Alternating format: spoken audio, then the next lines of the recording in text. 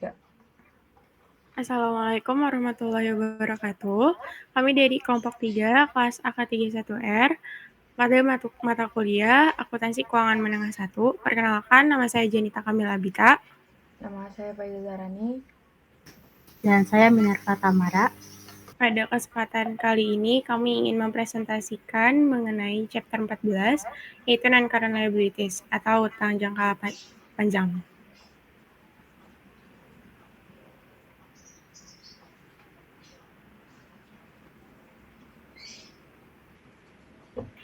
Tujuan pembelajaran pada chapter kali ini yaitu pertama, dapat menjelaskan prosedur formal yang terkait dengan penerbitan utang jangka panjang. Kedua, dapat mengidentifikasi berbagai jenis penerbitan obligasi. Tiga, dapat menjelaskan penilaian akuntansi untuk obligasi pada tanggal penerbitan. Empat, dapat menerapkan metode diskonto obligasi dan amortisasi premium. 5. Dapat menjelaskan akuntansi untuk wesel bayar jangka panjang. 6. Dapat menjelaskan akuntansi untuk pelunasan kewajiban tidak lancar. 7. Dapat menjelaskan akuntansi untuk opsi nilai wajar. 8. Dapat menjelaskan pelaporan pengaturan pembiayaan off balance sheet. 9. Dapat menunjukkan bagaimana menyajikan dan menganalisis kewajiban tidak lancar. Hutang obligasi, yaitu kewajiban tidak lancar atau utang jangka panjang yang terdiri dari arus keluar yang diharapkan dari sumber daya yang timbul dari kewajiban sekarang yang tidak terutang dalam 1 tahun atau siklus operasi perusahaan, di mana yang lebih lama. Contohnya, hutang obligasi, hutang wesel jangka panjang, hutang hipotek, kewajiban pensiun, kewajiban sewa. Hutang jangka panjang memiliki berbagai perjanjian atau perbatasan. Penerbitan obligasi. Kontrak obligasi dikenal juga sebagai bond indenture, merupakan janji untuk membayar pertama sejumlah uang pada tanggal jatuh tempo yang ditentukan, ditambah dengan bunga periodik pada tingkat tertentu pada jumlah jatuh tempo, yaitu nilai nominal. Sertifikat kertas biasanya dengan nilai nominal yaitu 1.000. Pembayaran bunga biasanya dilakukan setengah tahunan dan digunakan ketika jumlah modal yang dibutuhkan terlalu besar untuk disediakan oleh satu pemberi pinjaman. Jenis dan peringkat obligasi. Adapun jenis umum yang ditemukan dalam praktik yaitu obligasi dengan jaminan dan tanpa jaminan atau debentur. 2. Obligasi term, serial, dan callable. 3. Obligasi convertible didukung komoditas, obligasi diskon besar. 4. Obligasi terdaftar dan pembawa atau kupon. Yang kelima, obligasi pendapatan atau revenue. Jenis dan peringkat obligasi. Pada layar merupakan ilustrasi dari daftar obligasi korporasi. Yang pertama ada Vodafone Group, itu kuponnya sejumlah 5 dengan maturity-nya 2018 bulan 6 tanggal 4 dengan price 106,66 dan ratingnya AA. Yang kedua ada Royal Bank of Scotland, itu company name juga, dengan kupon 6% dengan maturity 2013 bulan 5 tanggal 10 dan dengan price 99,81 dengan rating BBB. Next. Penilaian hutang obligasi. Penerbitan dan pemasaran obligasi ke publik itu biasanya memakan waktu berminggu-minggu atau berbulan-bulan. Perusahaan penerbit harus mengatur penjamin emisi, memperoleh persetujuan regulator atas penerbitan obligasi, menjalani audit, dan menerbitkan prospektus, serta memiliki sertifikat obligasi yang dicetak. Next. Penilaian hutang obligasi berikutnya, harga jual obligasi ditentukan oleh penawaran dan permintaan pembeli dan penjual, risiko relatif, kondisi pasar, dan keadaan ekonomi. Komunitas investasi menilai obligasi pada nilai sekarang dari arus kas masa depan yang diharapkan, yang terdiri dari 1. Bunga dan 2. Pokoknya. Penilaian hutang obligasi berikutnya, suku bunga. Itu dinyatakan kupon atau suku bunga nominal, itu merupakan suku bunga yang tertulis dalam syarat-syarat indentur obligasi. Penerbitan obligasi menetapkan tingkat ini dan dinyatakan sebagai presentasi dari nilai nominal obligasi atau par. Tingkat pasar atau hasil efektif, yaitu tingkat yang memberikan imbal hasil yang dapat diterima sesuai dengan risiko penerbit, yaitu tingkat bunga yang sebenarnya diperoleh oleh pemegang obligasi. Penilaian hutang obligasi selanjutnya yaitu bagaimana Anda menghitung jumlah bunga yang sebenarnya dibayarkan kepada pemegang obligasi setiap periode. Berikut rumusnya yaitu state rate dikali face value of the bond. Yang kedua, bagaimana cara menghitung jumlah bunga yang sebenarnya dicatat sebagai beban bunga oleh penerbit obligasi. Rumusnya yaitu market rate dikali carrying value of the bond. Penilaian hutang obligasi berikutnya, dengan asumsi tingkat yang dinyatakan itu 8%. Dengan market interest 6%, maka obligasi terjual pada premium. Dengan market interest 8%, maka obligasi terjual itu pada par value. Dengan market interest 10%, maka obligasi terjual itu pada diskon. Berikut ilustrasi. Santos Company menerbitkan obligasi senilai $100.000 tertanggal 1 Januari 2011. Jatuh tempo dalam 5 tahun dengan bunga 9% yang dibayarkan setiap tahun pada tanggal 1 Januari. Pada saat penerbitan, harga pasar untuk obligasi tersebut adalah 9%. Jadi diilustrasi sebagai berikut. Dibayar 5 kali dengan interest yaitu 9.000, maka pada tahun pertama dibayar 9.000, tahun kedua itu 9.000, tahun ketiga 9.000, tahun keempat 9.000, dan tahun kelima juga 9.000 dengan present value-nya itu $100.000. Next. Obligasi yang diterbitkan di par yaitu rumusnya present value of the present principal itu $100.000 dikali 0,64993 itu menghasilkan $64.993. Untuk present value of the interest payments-nya, rumusnya yaitu $9.000 dikali dengan 3,88965 menghasilkan $35.007. Yaitu jadi hasilnya itu present value selling price of the bonds-nya itu 100.000 dengan jumlah yang tadi. Next. Obligasi yang diterbitkan di par. Ayat jurnal pada tanggal penerbitan 1 Januari 2011 sebagai berikut, yaitu cash 100.000 itu di debit dan di kredit itu ada bonds payable 100.000. Yang kedua, ayat jurnal untuk mencatat bunga yang masih harus dibayar pada tanggal 31 Desember 2011. Jurnalnya yaitu di debit ada bond interest expense itu 9.000 dan di kredit ada bond interest payable 9.000. Yang ketiga, jurnal untuk mencatat pembayaran pertama pada tanggal 1 Januari 2012. Jurnalnya yaitu bonds interest payable 9.000 itu di debit dan di cash itu kredit 9.000 juga. Next. Obligasi yang diterbitkan dengan diskon. Pada layar ada ilustrasinya sebagai berikut. Dengan asumsi sekarang Santos menerbitkan obligasi senilai $100.000. Jatuh tempo dalam 5 tahun dengan bunga 9%, dibayarkan setiap tahun pada akhir tahun. Pada saat diterbitkan, tingkat pasar untuk obligasi tersebut adalah 11%. Jadi dibayar selama 5 tahun dengan setiap tahunnya 9.000. Tahun pertama itu $9.000, tahun kedua $9.000, tahun ketiga $9.000, tahun keempat $9.000, dan tahun kelima itu $9.000. Next. Obligasi yang diterbitkan dengan diskon rumusnya sebagai berikut. Present value of the principal itu $100.000 dikali oleh 0,59345 itu menghasilkan $59.345. Present value of the interest payments-nya itu rumusnya $9.000 dikali dengan 3,69590 menghasilkan $33.263. Jadi present value selling price of the bonds yang itu $92.608,10. Hasil penjumlahan yang tadi. Next. Jurnal dari obligasi yang diterbitkan dengan diskon tadi, yaitu yang pertama ayat jurnal pada tanggal penerbitan 1 Januari 2011.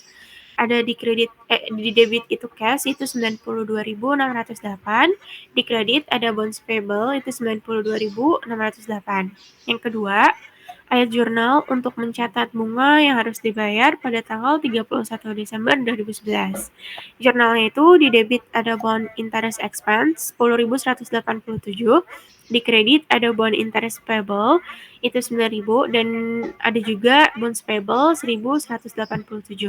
Yang ketiga, ayat jurnal untuk mencatat pembayaran pertama pada tanggal 1 Januari 2012, yaitu bond interest payable pada cash dengan sejumlah 9.000. Next. Obligasi yang diterbitkan dengan diskon. Ketika obligasi dijual kurang dari nilai nominal, maka investor menuntut tingkat bunga yang lebih tinggi dari tingkat yang dinyatakan. Biasanya terjadi karena investor dapat memperoleh tingkat yang lebih tinggi pada investasi alternatif dengan risiko yang sama. Tidak dapat mengubah kurs yang ditentukan, sehingga investor menolak untuk membayar nilai nominal obligasi. Investor menerima bunga pada tingkat bunga yang dinyatakan yang dihitung pada nilai nominal. Tetapi, mereka sebenarnya memperoleh tingkat bunga efektif karena mereka membayar kurang dari nilai nominal untuk obligasi. Effective interest method, yaitu obligasi diterbitkan pada diskon, merupakan jumlah yang dibayarkan pada saat jatuh tempo lebih dari jumlah penerbitan. Yang kedua, obligasi yang diterbitkan dengan harga premium, yaitu perusahaan membayar lebih sedikit pada saat jatuh tempo relatif terhadap harga penerbitan. Penyesuaian terhadap biaya tersebut dicatat sebagai beban bunga obligasi selama umur obligasi melalui proses yang disebut amortisasi. Prosedur yang diperlukan untuk amortisasi adalah metode bunga efektif atau effective interest method yang juga disebut dengan amortisasi nilai sekarang. Metode bunga efektif itu menghasilkan beban bunga periodik yang sama dengan persentase konstan dari nilai tercatat obligasi. Jadi, bond interest expense itu rumusnya carrying value of bonds at beginning of period dikali dengan effective interest rate itu dikurang dengan bond interest rate. Nah, cara carinya itu face amount of bonds itu dikali dengan state interest rate. Jadi, amortisasi. Next. Bonds issued at a discount, ilustrasinya yaitu sebagai berikut. Evermaster Corporation menerbitkan $100.000 obligasi berjangka 8% pada 1 Januari 2011. Jatuh tempo pada 1 Januari 2016 dengan bunga yang dibayarkan setiap 1 Juli dan 1 Januari. Investor memerlukan tingkat bunga efektif 10%. Hitung hasil obligasi. Jadi, maturity value of bonds payable-nya itu 100.000, lalu dikurang dengan jumlah present value of itu $100.000 due in 5 years at 10%, interest payable semi-annually. Jadi 100.000 dikali sama 0,61391. Jadi hasilnya 61.391. Itu nanti dijumlah sama present value itu 4.000 dikali 7,72173, itu menghasilkan $30.887. Jadi hasilnya itu 92.278. Dan nanti itu dikurangin sama 100.000 yang tadi. Jadi diskon on bonds payable-nya itu 7.722. Berikut ilustrasi dari schedule of bond discount amortization. Jadi ada kolom tanggal, terus cash paid atau cash dibayar, ada interest expense, biaya bunga, diskon amortisasi, dan carrying amount of bonds. Yang pertama itu tanggal 1 Januari 2011 itu carrying amount of bonds-nya sebesar $92.278. Pada tanggal 7-nya itu 4.000.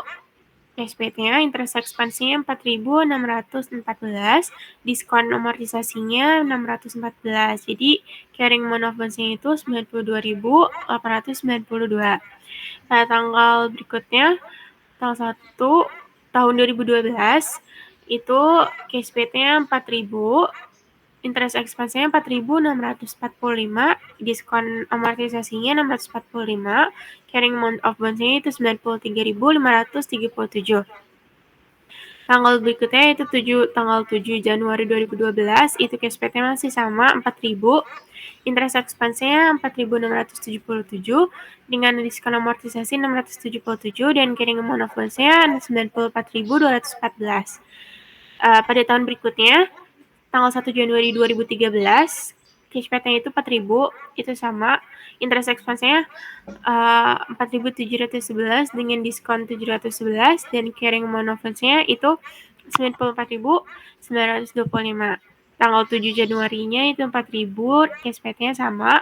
Interest expense-nya 4.746 dengan diskon amortisasi 746 dan carrying amount of the bonds-nya itu 94.925. Tanggal 1 Januari 2014, SPT itu 4.000 sama. Interest expense-nya itu 4.783 dengan diskon 783 dan carrying amount of bonds-nya itu 96.454. Lalu tanggal 7 Januarinya itu KSPT sama 4.000 dengan interest expense-nya 4.823 dan diskon 823. Carrying amount-nya itu 97.277. Tahun berikutnya yaitu 7 Januari 2015, KSPT itu 4.000 dengan interest expense 4.864 dengan diskon amortisasi 864 dan dengan carrying amount of loans-nya itu 98.141. Tanggal 7 Januari 2015-nya, itu KSPT itu 4.000, interest expense-nya 4.907, diskon amortisasinya 907, carrying amount of loans-nya itu 99.048.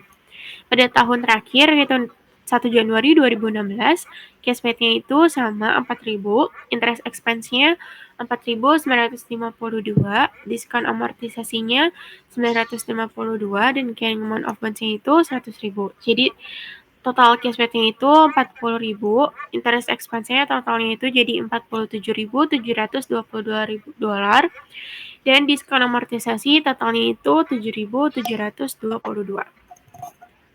Selanjutnya akan dijelaskan oleh Faizah. Untuk entry jurnalnya pada tanggal penerbitan yaitu tanggal 1 Januari 2011, di debitnya ada cash sebesar 92.278 terhadap bonds payable di kredit sebesar 92.278. Itu untuk penerbitannya. Next. Nah, kalau misalkan jurnal entry untuk pencatat pembayaran pertama dan amortisasi diskon pada tanggal 1 Juli itu di debitnya ada bond interest expense sebesar 4.614, terus di kreditnya ada bonds payable 614 dan cash 4.000. Sementara itu entry jurnal untuk mencatat bunga yang masih harus dibayar dan amortisasi diskon pada tanggal 30 Desember 2011. Jurnal itu di debit ada bond interest expense sebesar 4.645 terhadap bond interest payable sebesar 4.000 dan bonds payable di kredit sebesar 645. Selanjutnya ada bond issued at a premium. Ilustrasinya, Evermaster Corporation menerbitkan $100.000 dari obligasi berjangka 8% pada 1 Januari 2011 yang jatuh temponya pada tanggal 1 Januari 2016 dengan bunga dibayarkan setiap 1 Juli dan 1 Januari. Investor membutuhkan tingkat bunga efektif sebesar 6%. Hitung hasil obligasinya. Caranya itu pertama ada maturity value of bonds payable sebesar $100.000, present value of $100.000 due in 5 years at 6% interest payable semi-annually. Itu jadinya $100.000 dikali 0,74409. Itu jadinya sebesar 74.409. Karena dia untuk 5 tahun dan 6% per tahun, jadinya 4.000 dikali 8,53020. Hasilnya itu jadi 34.121. Ditambah jadi $108.530. Jadi premium on bonds payable-nya sebesar $8.530 dari 108.530 dikurang $100.000. Selanjutnya ada schedule dari bond premium amortisasi, effective interest rate pakai dengan metode effective interest rate, semi-annual interest payments selama 5 tahun 8% dengan harga market 6%. Tanggal 1 2011 carrying amount of bonds-nya itu sebesar 108.530. 1 Juli 2011 cash paid-nya itu 4.000. 4.000 itu dari 100.000 dikali 0,08 dikali 6/12 karena dia semi annual. Jadi interest expense-nya sebesar 3.256. Itu dari 108.000 itu carrying amount of bonds-nya dikali 0,06 dikali 6/12. Setelah itu ada premium amortize-nya sebesar 744 dari 4.000 itu cash paid-nya dikurang 3.256 itu interest expense-nya. Lalu di carrying amount of bonds-nya menjadi 107.786 dari carrying amount of bonds sebelumnya 108.530 dikurang 744. Untuk tanggal 1 Januari 2011 cash paid masih sama 4.000 dan seterusnya akan gitu. Interest expense-nya 3.234, premium amortize-nya 766, carrying amount of bonds-nya 107.20 dari 107.786, carrying amount of bonds sebelumnya dikurang 766. Tanggal 1 Juli 2012 cash paid-nya 4.000, interest expense-nya 3.211, premium amortize-nya 789 dan carrying amount of bonds-nya 106.231. Tanggal 1 Januari 2013 cash paid-nya 4.000, interest expense-nya 3.187, premium amortize-nya 813, carrying amount of bonds-nya 105.418. Tanggal 1 Januari 2014 interest expense-nya itu 3.137, premium amortize-nya 863 dan carrying amount of bonds-nya 103.717. Tanggal 1 Julinya 2014 interest expense-nya 3.112, premium amortize-nya 888, carrying amount of bonds-nya 102.829. Tanggal 1 Januari 2015 interest expense-nya itu 3.085, premium amortize-nya 915, carrying amount of bonds-nya 101.914. Tanggal 1 Juli 2015 interest expense-nya 3.057, premium amortize-nya 943 dan carrying amount of bonds-nya 191. Tanggal 1 Januari 2016 interest expense-nya 3.029, premium amortize-nya 971 dan akhirnya carrying amount of bonds-nya 100.000 dari 971 dikurang 971 dari premium amortize-nya. Jadi total untuk interest expense sebesar 31.470 dan premium amortize-nya sebesar 8.530. Nah, untuk entry jurnal pada tanggal penerbitan 1 Januari 2011 di soal sebelumnya di debit ada cash sebesar 108.530 terhadap bonds payable 108.530. Sementara itu untuk entry jurnal untuk mencatat pembayaran pertama dan amortisasi diskon pada tanggal 1 Juli 2011 di debitnya ada bond interest expense sebesar 3.256 terhadap bonds payable 744 dan cash 4.000 di kredit. Selanjutnya ada accrued interest. Apa yang terjadi jika Evermaster menyiapkan laporan keuangan pada akhir 2011? Dalam hal ini, perusahaan prorate premi dengan jumlah yang tepat bulan untuk sampai pada biaya bunga yang tepat sebagai berikut. Interest accrual-nya sebesar $4.000 dikali 2/6. Itu sebesar $1.333,33. Premium amortize-nya sebesar $744 dikali 2/6 jadi 248. Itu dikurang menjadi interest expense untuk bulan Januari sampai Februari menjadi sebesar $1.085,33. Nah, Evermaster mencatat accrual yang tadi itu sebagai berikut. Di debit ada bond interest expense sebesar 108.530 dan bonds payable sebesar 248.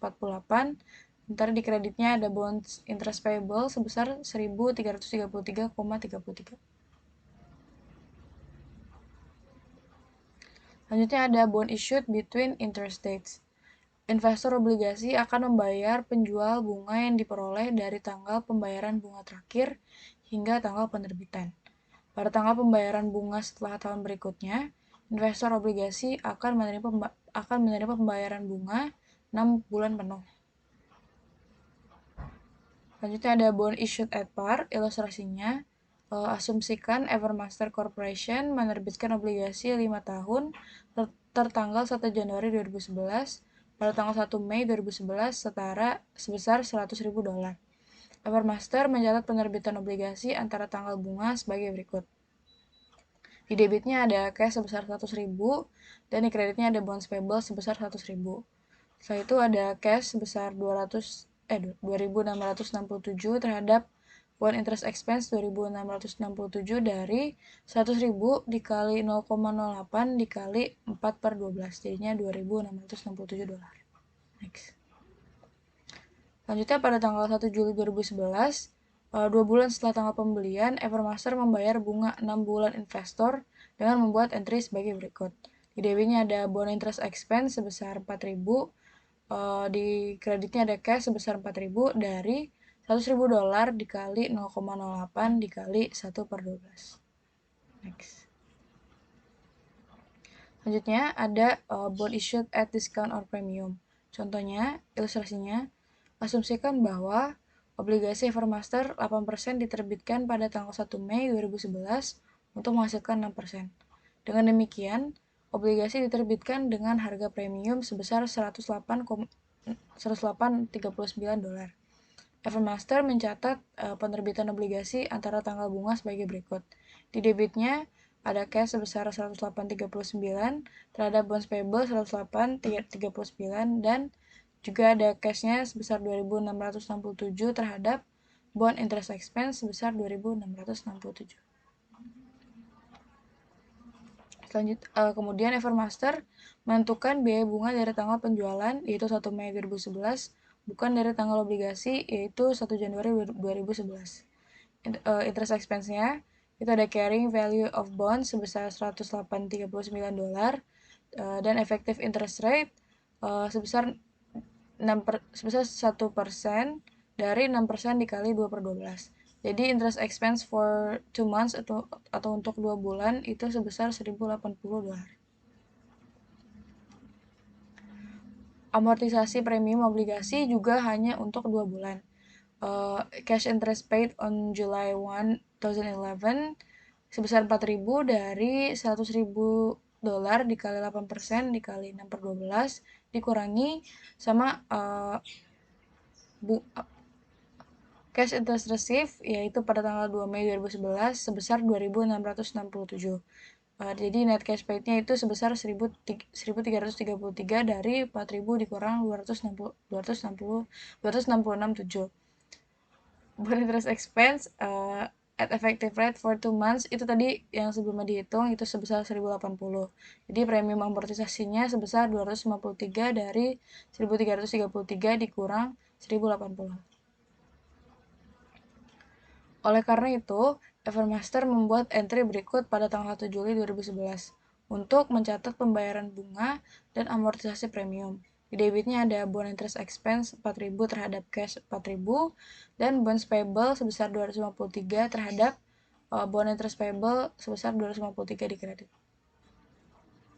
Selanjutnya ada long term notes payable. Accounting is similar at bonds.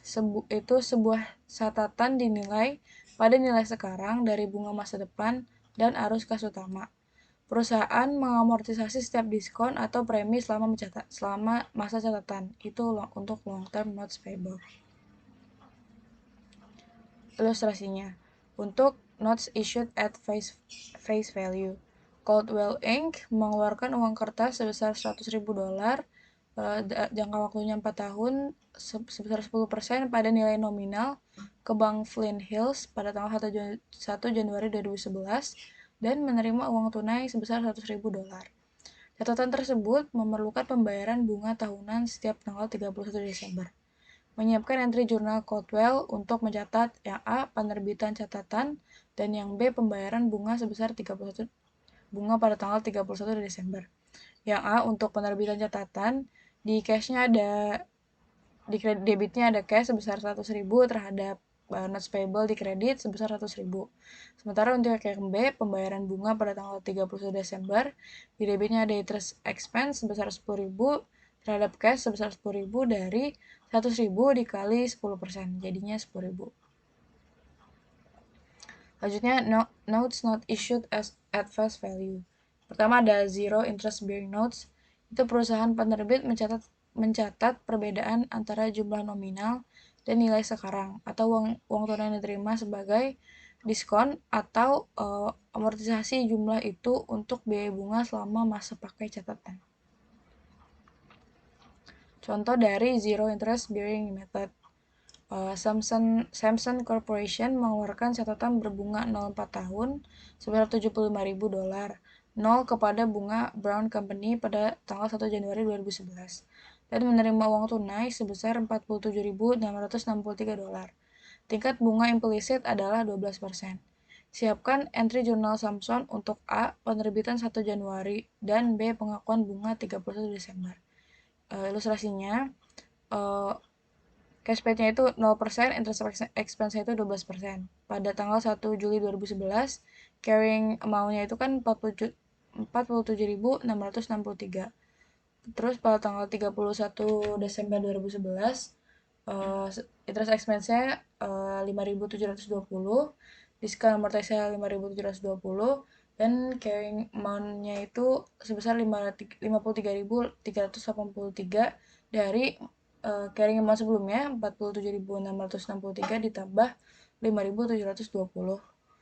Selanjutnya tanggal 31 Desember 2012, interest expense-nya sebesar 6.406, diskon amortisasi juga sebesar 6.406, carrying amount-nya sebesar 59.788.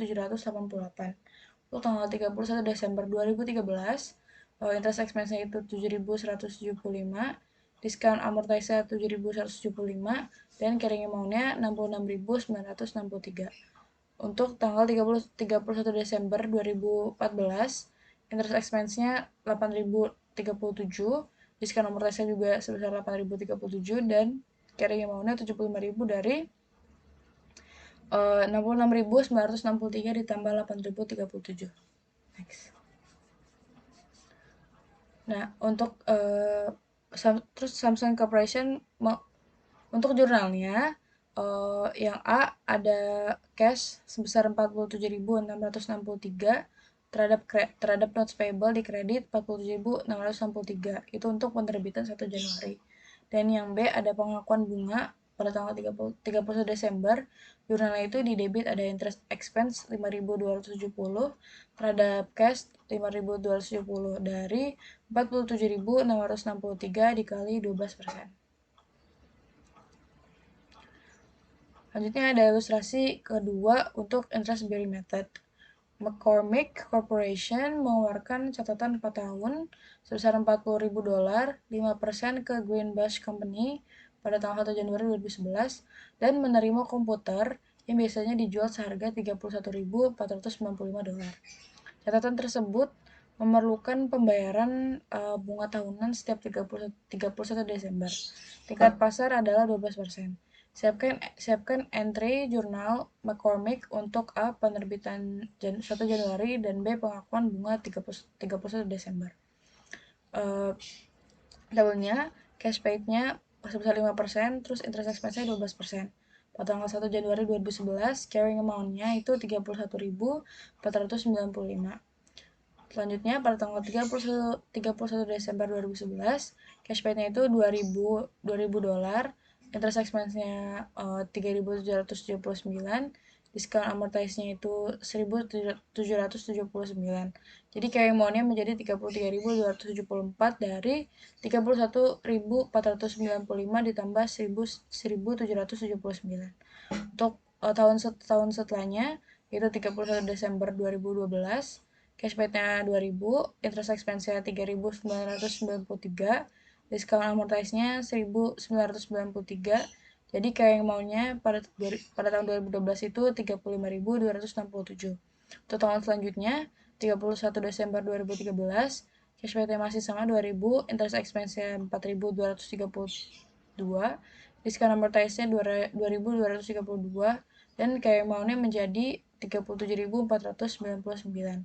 Untuk tahun terakhir yaitu 31 Desember 2014, interest expense-nya 4.501, diskon amortisasinya 2.501. Jadi carrying amount-nya untuk tahun 2014 itu total 40.000 dari 37.499 ditambah 2.501. Untuk mencatat penerbitan, yang A itu di cash-nya sebesar 31.495 terhadap notes payable di kredit 31.495.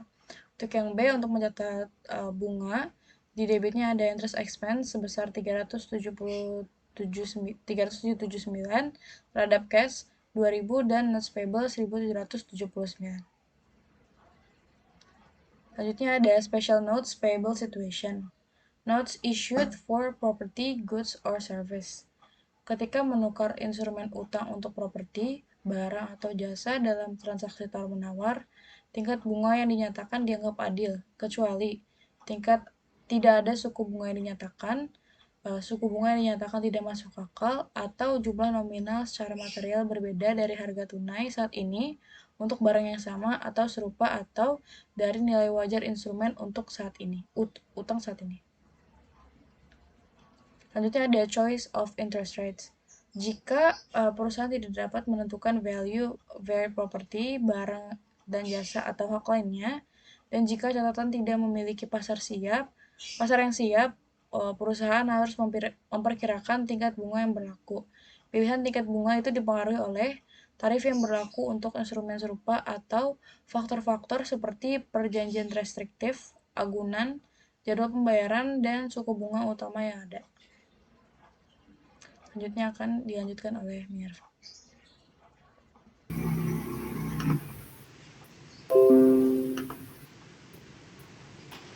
Ilustrasinya, pada tanggal 31 Desember 2011, Wunderlich Company mengeluarkan surat sanggup bayar untuk Brown Interiors Company untuk layanan arsitektur.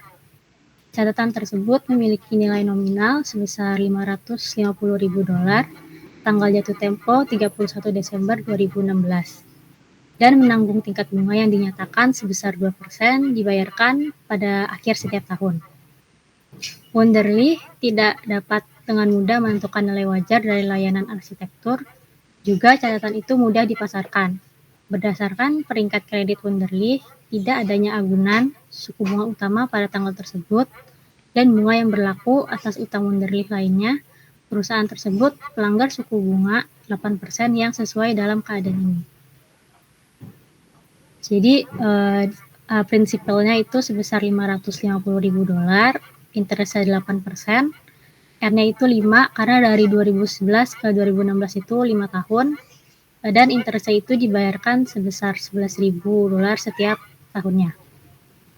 Jadi untuk menghitung discount on notes payable-nya itu ada face value of the note sebesar $550.000. Setelah itu ada present value sebesar 374.319 dari $550.000 dikali 0,68058. Setelah itu ada present value juga sebesar 43.920 dari 11.000 dikali 3,99271. Itu dijumlahkan hasilnya 418.239.000. Jadi untuk discount on notes payable itu didapatkan dari 550.000 dikurangi dengan 418.239.000, hasilnya 131.761. Wunderlich mencatat penerbitan Wesel pada 31 Desember 2019 di pembayaran untuk layanan arsitektur sebagai berikut. Jadi di debit ada building or construction in process sebesar 418.239 dan di kreditnya ada notes payable sebesar 418.239. Berikut ada schedule of note discount amortization, 2% note discounted at 8%. Jadi untuk 31 Desember 2011 itu carrying amount of note-nya 418.239. Pada 31 Desember tahun 2012 cash paid-nya itu 11.000 dari 550.000 dikali 2%. Interest expense-nya 33.459 dari 418.239 dikali 8%. Setelah itu ada discount amortized-nya sebesar 22.459 itu dari 33.459 dikurangi dengan 11.000 dan carrying amount of note-nya 440.698 itu dari 418.239 ditambah dengan discount amortized-nya 22.459. Untuk 31 Desember 2013, cash paid-nya sama 11.000, interest expense-nya 35.256, discount amortized-nya 24.256, carrying amount of note-nya 464.954. 31 Desember 2014, cash paid-nya 11.000, interest expense-nya 37.196, discount amortized-nya 26.196, carrying amount of note-nya 461.150. Untuk 31 Desember 2015, cash paid-nya 11.000, interest expense-nya 39.292, discount amortized-nya 28.292 dan carrying amount of note-nya 519.442. Dan yang terakhir itu 31 Desember 2016, cash paid-nya 11.000, interest expense-nya 41.558, discount amortized-nya 30.558 dan carrying amount of note-nya itu 550.000. Jadi total cash paid-nya selama 5 tahun itu ada 55.000, interest expense-nya 186.761 dan discount amortized-nya itu 131.761. Jadi untuk jurnalnya di debit ada interest expense sebesar 33.459 dan di kreditnya ada notes payable 22.459 di kredit dan cash sebesar 11.000. Selanjutnya ada mortgage note payable. Itu merupakan sebuah surat sanggup bayar yang diamankan oleh dokumen yang disebut hipotek yang menjanjikan gelar untuk properti sebagai keamanan untuk pinjaman. Bentuk paling umum dari utang wesel jangka panjang itu ada 3. Yang pertama, hutang penuh pada saat jatuh tempo atau dalam angsuran. Yang kedua, hipotek suku bunga tetap. Dan yang terakhir itu hipotek tingkat variabel. Selanjutnya, penghapusan kewajiban tidak lancar. Jadi yang pertama itu ada penghapusan dengan uang tunai sebelum jatuh tempo. Jika harga reakuisisi lebih besar dari jumlah tercatat bersih, itu merupakan kerugian. Jika jumlah tercatat bersihnya itu lebih besar dari harga reakuisisi, maka itu keuntungan. Pada saat perolehan kembali, premi atau diskon yang belum diamortisasi harus diamortisasi sampai dengan tanggal reakuisisi. Ilustrasinya, obligasi Evermaster diterbitkan dengan diskon pada tanggal 1 Januari 2011. Obligasi ini jatuh tempo dalam 5 tahun. Obligasi yang memiliki nilai nominal 100.000, tingkat kupon 8%, dibayar semi-annually, dan dijual untuk menghasilkan 10%. 2 tahun setelah tanggal penerbitan, pada tanggal 1 Januari 2013, Evermaster mengumpulkan semua pada satu-satu dan membatalkannya. Jadi untuk menghitung loss on extinguishment-nya itu ada reacquisition price sebesar $101.000 itu dari $100.000 dikali 1,01 dikurangi dengan carrying amount of bonds redeemed sebesar $94.925. Jadi hasilnya itu $6.075. Evermaster mencatat reakuisisi dan pembatalan obligasi sebagai berikut. Di debitnya ada bonds payable sebesar $92.925 dan ada loss on extinguishment of bonds sebesar $6.075 dan di kreditnya ada cash sebesar $101.000. Yang kedua itu penghapusan dengan bertukar aset atau sekuritas. Di sini kreditur harus memperhitungkan aset non-tunai atau bunga ekuitas yang diterima dengan nilai wajarnya. Dan debitur harus mengakui keuntungan yang sama dengan kelebihan jumlah tercatat yang harus dibayar atas nilai wajar aset atau ekuitas yang ditransfer. Ilustrasinya, Hamburg Bank meminjam 20 juta euro ke Bond Mortgage Company. Bond pada gilirannya menginvestasikan uang ini di gedung apartemen perumahan. Namun karena tingkat hunian yang rendah, ia tidak dapat memenuhi kewajiban pinjamannya. Hamburg Bank setuju untuk menerima dari real estate bond mortgage dengan nilai wajar 16 juta euro dalam penyelesaian penuh kewajiban pinjaman sebesar 20 juta euro. Real estate memiliki nilai membawa sebesar 21 juta euro pada buku-buku bond mortgage.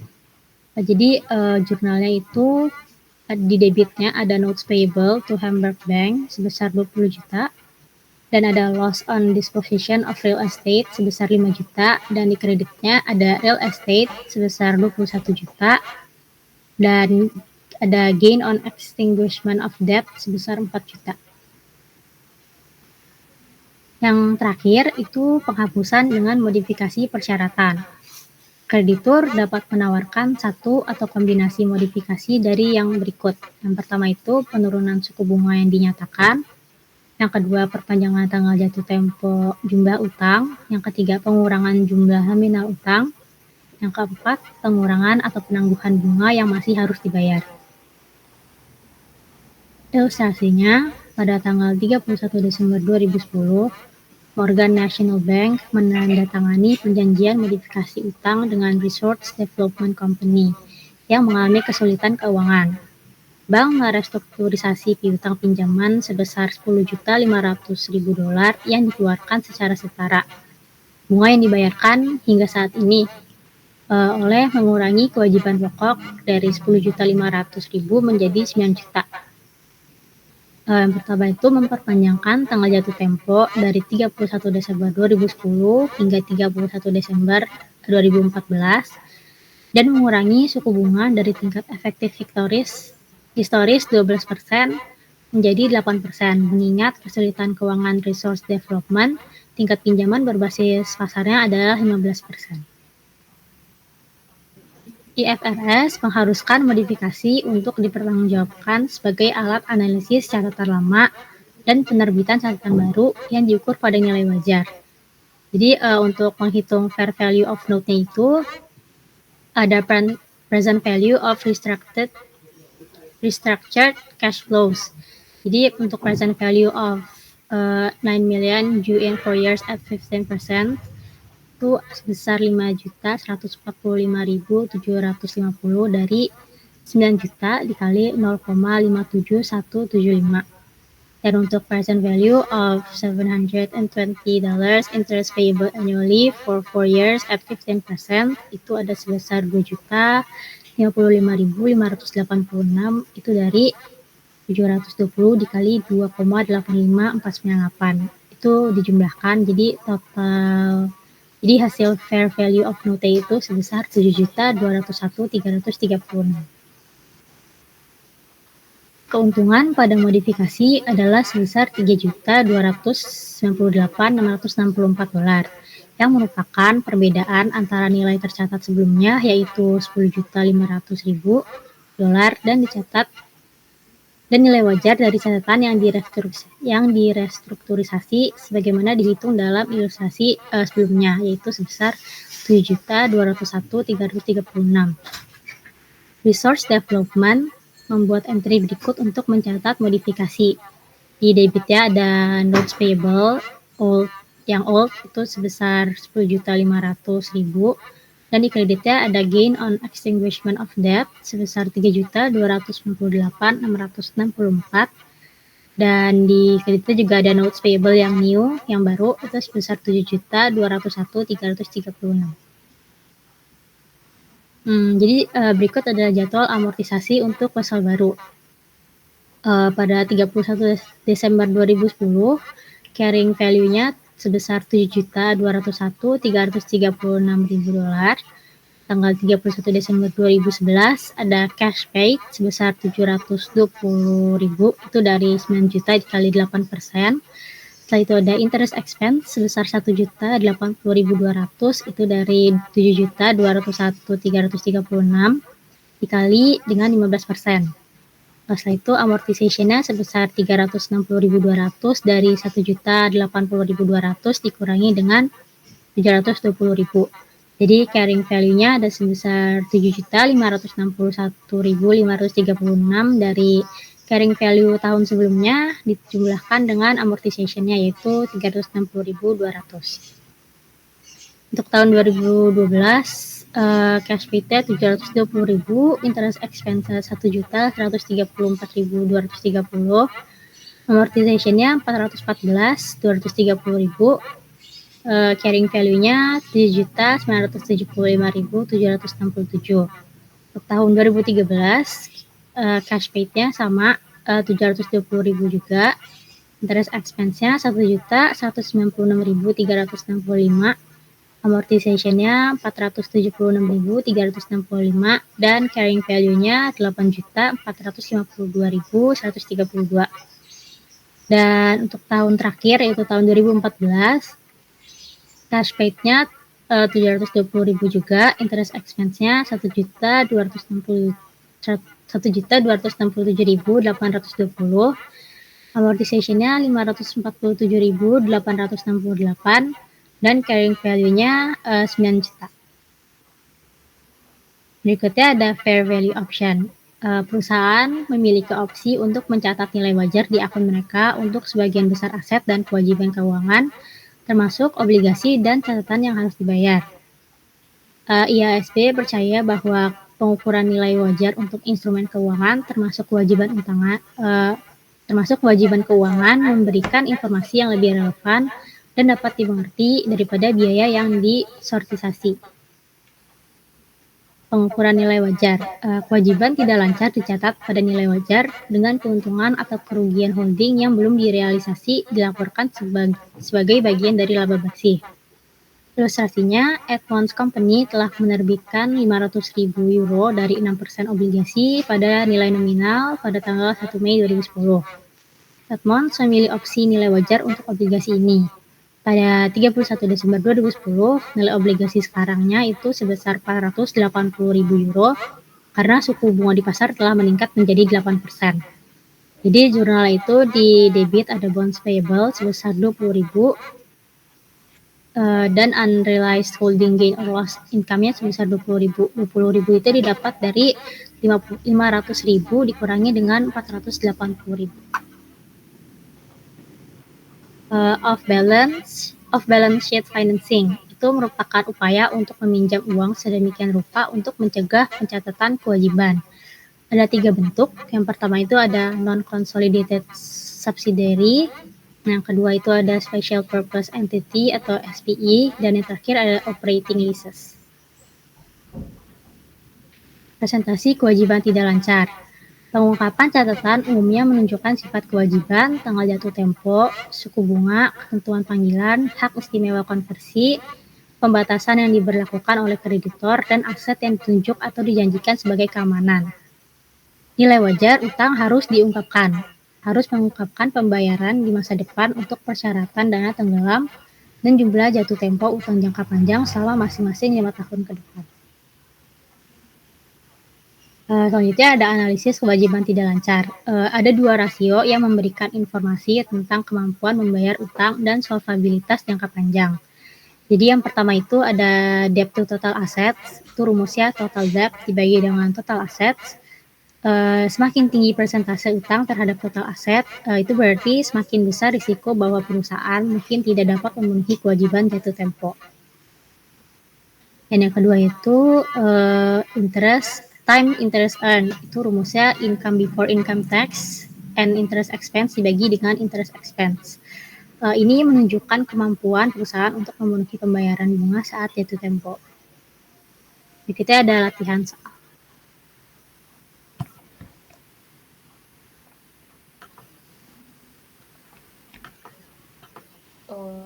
Untuk soal pertama ada E13-3, itu tentang pembiayaan kembali utang jangka pendek. Pada tanggal 31 Desember 2021, Alexander AG memiliki utang jangka pendek sebesar 1.200.000 euro dalam bentuk wesel bayar yang jatuh tempo pada tanggal 2 Februari 2022. Pada tanggal 21 Januari 2022, perusahaan menerbitkan 25.000 saham biasa seharga 36 euro per saham dan menerima 900.000 euro hasil setelah biaya perantara dan biaya penerbitan lainnya. Pada tanggal 2 Februari 2022, hasil dari penjualan saham ditambah dengan tambahan uang tunai sebesar 300.000 euro digunakan untuk melikuidasi utang sebesar 1.200.000 euro. Laporan posisi keuangan pada tanggal 31 Desember 2021 diotorisasi untuk diterbitkan pada tanggal 23 Februari 2022. Instruksinya, tunjukkan bagaimana utang jangka pendek sebesar 1.200.000 euro harus disajikan pada laporan posisi keuangan 31 Desember 2021.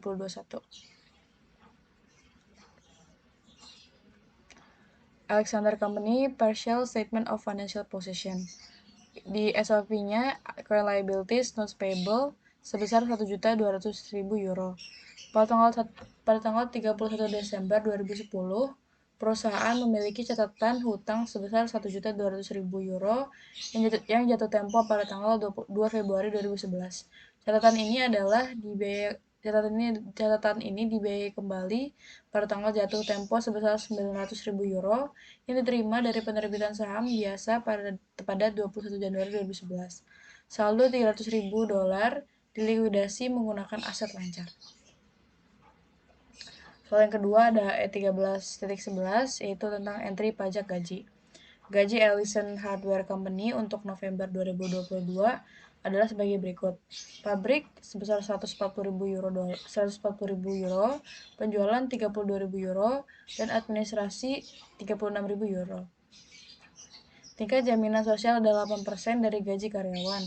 Pajak penghasilan yang dipotong berjumlah 16.000 untuk pabrik, 7.000 untuk penjualan, dan 6.000 untuk administrasi. Instruksinya yang A, siapkan jadwal yang menunjukkan total biaya gaji dan upah karyawan untuk bulan November menurut fungsi. Yang B, siapkan entry jurnal untuk mencatat gaji pabrik, penjualan, dan administrasi termasuk pajak gaji karyawan. Yang A, pertama ada cash sebesar 600.000 dari 150 dikali 4.000 terhadap sales di kredit sebesar 600.000. Selanjutnya ada warranty expense sebesar 17.000, di kreditnya ada cash inventory accrued payroll sebesar 17.000. Selanjutnya ada warranty expense sebesar 28.000 dari 45.000 dikurang 17.000. Di 45.000 itu dari 150 dikali 300 euro. Di kreditnya ada warranty liability di kredit 28.000. Untuk yang B, di debitnya ada cash sebesar 600.000 terhadap sales di kredit 600.000. Dan ada warranty expense di debit sebesar 17.000 terhadap cash inventory accrued payroll 17.000 di kredit.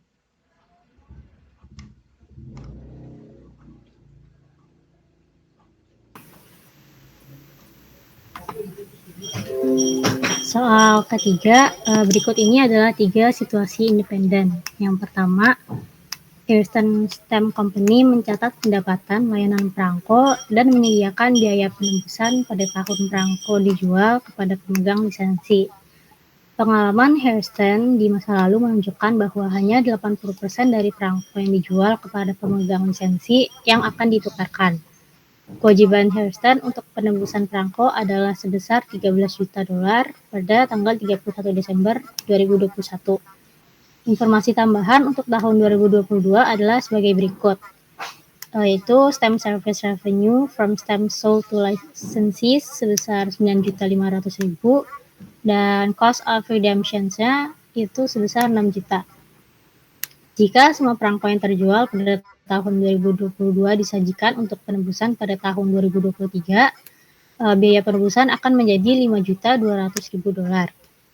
Berapa jumlah yang harus dilaporkan Houston sebagai kewajiban untuk penembusan materai pada tanggal 31 Desember 2022. Yang kedua, dalam paket produknya, Burnett SA menyertakan kupon yang dapat diberikan di toko retail untuk mendapatkan diskon pada produk Burnett lainnya. Pengecer diganti untuk jumlah nominal kupon yang ditebus ditambah 10% dari jumlah tersebut untuk biaya penanganan. Burnett memenuhi permintaan penukaran kupon oleh pengecer hingga 3 bulan setelah tanggal kadaluarsa konsumen.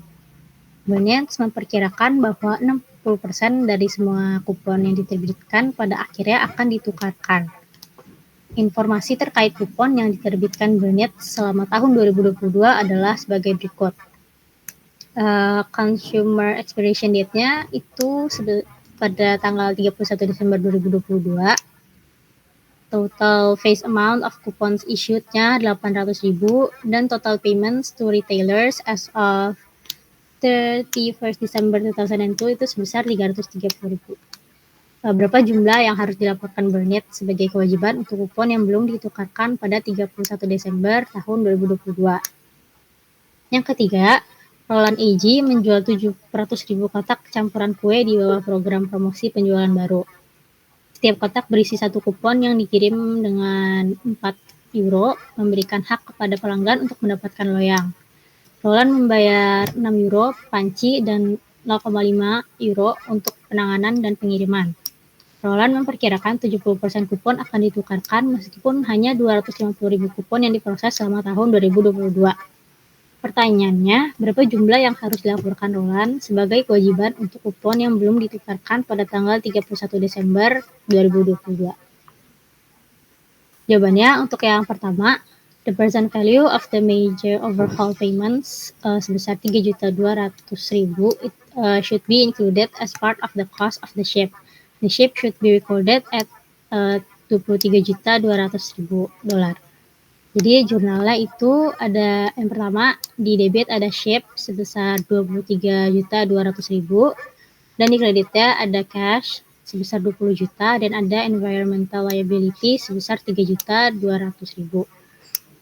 Setelah itu jurnal keduanya ada depreciation expense di debit sebesar 580.000 dan di kreditnya ada accumulated depreciation sebesar 580.000. Yang kedua, the lease is considered an owner's contract because the unavoidable cost of meeting the obligations under the lease exceed the benefits. Facilities will no longer be used. The expected cost to satisfy the owner's contract, the 62,000 penalty for non-payment are accrued. Jadi jurnalnya di debit ada loss on lease contract sebesar 62.000 dan di kreditnya ada lease contract liability sebesar 62.000. Yang ketiga, the company should recognize the cost associated with dismantling the plant upon building the plant as it has a legal obligation associated with its retirement.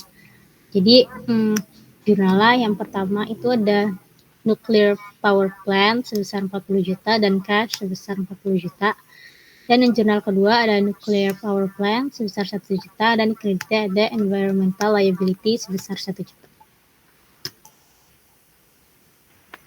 Untuk soal berikutnya yaitu P13.5, Brooks Ltd menjual komputer di bawah kontrak garansi 2 tahun yang mengharuskan perusahaan untuk mengganti suku cadang yang rusak dan menyediakan tenaga kerja perbaikan yang diperlukan. Selama tahun 2022, Brooks menjual 400 komputer secara tunai dengan harga satuan 2.500.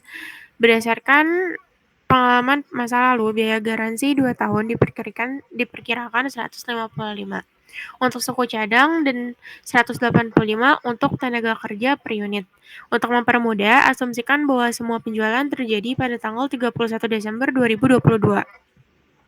Garansi tidak dijual secara terpisah dari komputer. Instruksi: A. Catat setiap entry jurnal yang diperlukan pada tahun 2022. B. Kewajiban apa yang terkait dengan transaksi ini yang akan muncul pada laporan posisi keuangan 31 Desember 2022 dan bagaimana klasifikasinya. C. Pada tahun 2023, biaya garansi aktual untuk Brooks adalah 21.400 untuk suku cadang dan 39.900 untuk tenaga kerja. Catat setiap entry jurnal yang diperlukan pada tahun 2023. Jawabannya sebagai berikut. Yang pertama ada cash itu 1 juta, itu 400 dikali 2.500, itu di debit, dan di kreditnya ada sales, itu 1 juta juga. Berikutnya ada journal cash 4.000 dikali 2.500, itu 1 juta, kreditnya sales 1 juta, terus di debitnya ada warranty expense, itu 400 dikali 155 ditambah 185, itu 136.000. Dan di kreditnya warranty liability itu 136.000. Yang C-nya itu tidak ada liability. Yang D current liability itu ada warranty liability sejumlah 68.000. Ada long term liability itu ada warranty liability 68.000 juga. Lalu selanjutnya ada di debit warranty expense 61.300 itu di debit, dan di kreditnya ada akun parts inventory 21.400, kreditnya accrued payroll 39.900, dan yang terakhir itu ada di debit warranty liability 61.300, di kreditnya ada parts inventory 21.400, dan ada accrued payroll itu 39.900 di kredit.